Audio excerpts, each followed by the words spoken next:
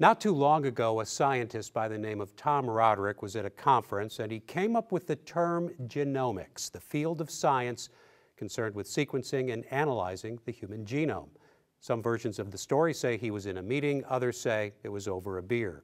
But it was 1986. The term genomics is that new.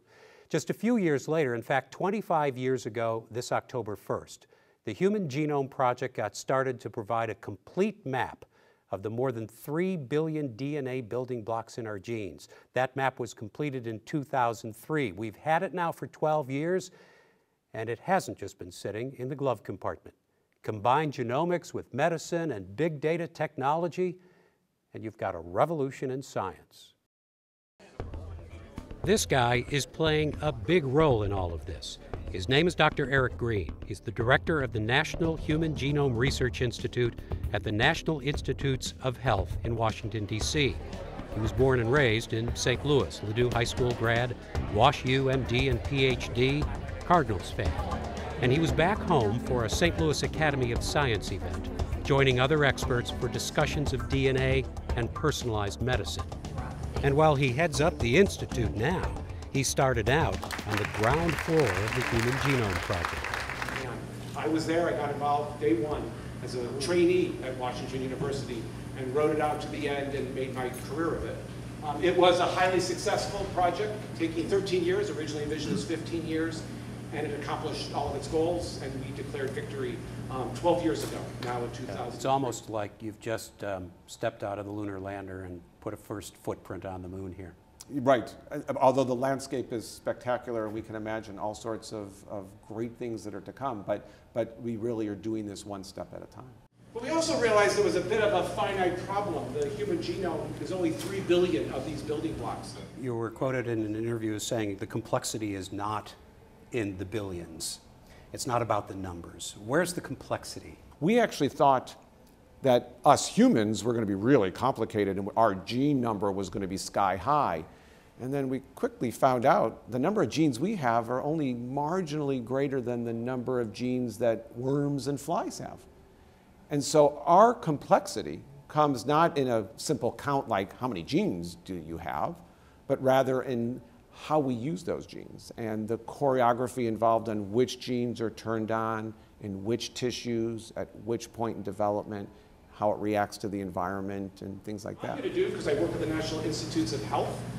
I lead the National Human Genome Research Institute, and our goal is to figure out how to use genomics and build on the foundation of the Human Genome Project to advance our understanding of human disease, to figure out better ways to practice medicine. So there was an era that I think we grew up in of vaccines and antibiotics, where people would go to doctors and say, give me the pill to fix this. This seems to me to be a revolutionary new era in how medical issues and doctors are using this information. It's absolutely true. I mean, we do see this as being sort of seismic in its potential impact. You know, for many years, and so when I went to medical school, which wasn't that long ago, most of what we learned to do as physicians was based on knowledge for the average patient, because that's the information we had in front of us. You talked about giving a pill, whether it's antibiotic or other medications. Prescriptions are given based on the response of the average patient. But we know that each of us is not an average. We're an individual. And the question quickly becomes, can we individualize those decisions, personalize those decisions, or being used more frequently now, be more precise in those decisions that tailor what we do medically, whether it's giving a medication or giving medical advice, tailor that based on the individual. And one of the things that genomics does is start to put into the hands of practicing healthcare professionals tools that basically reflect being able to look in at an individual's blueprint, looking at their DNA, at their genome, and see differences that they happen to have that basically convey information about what medications would be best for them, what approaches might be best for them for medical care, and also what prevention strategies, what are the diseases they're most likely going to get based on their unique genomic makeup. Does my genotype become as important or as routine a piece of knowledge as my blood type? We believe going forward that it will be. And all of the information shouldn't be in the hands of the scientists Absolutely and researchers. I mean, the public needs to be aware of what the science does, and frankly, even if you're a patient talking to your doctor, you need to know what that doctor's talking about. And literacy around science, in my field, literacy around genomics is a very high priority for the field, because we believe that the language of genomics will become infused within the language that healthcare professionals have with their patients, whether it's doctors, pharmacists, nurses, genetic counselors, physicians assistants, all of those. That language will be a key part of that. And that's going to be very important. So much of what people have been aware of has been plant science, and some of the biggest, maybe most controversial issues with genetically modifying, genetically engineering. But it's the same science, isn't it? It's fundamentally the same science. Obviously, there's a big difference in sort of thinking about what you're doing if you're thinking about a crop and how you might manipulate plants to improve a crop.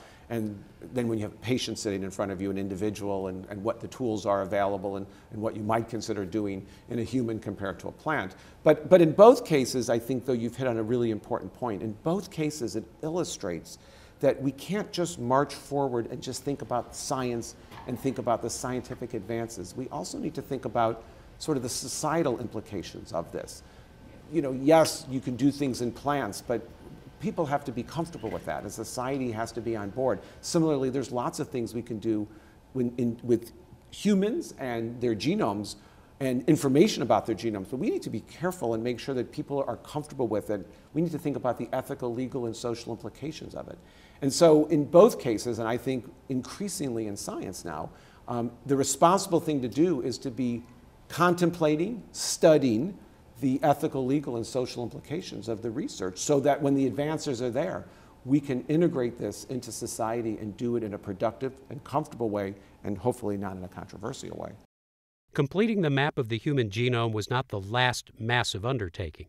President Obama announced in his State of the Union address this year the Precision Medicine Initiative, a huge medical database built from, get this, about 1 million volunteers. Sort of the centerpiece of this, which will go on for multiple decades, we believe, is going to be the creation of a collection of individuals called a cohort, people who volunteer, at least 1 million. We think with time it'll probably be more than 1 million, who will agree to be participants and be our partners in this historic initiative. And then we're going to follow them for many years, and we're going to treat them for diseases they get and learn about. Yeah, two possible reactions. One is, I don't want people to have all that information about me. Right. And the other is, I'm in. What do you think? We're going to get both. We're going to get both, and people who don't want to participate certainly don't have to participate. 100 people wouldn't be enough.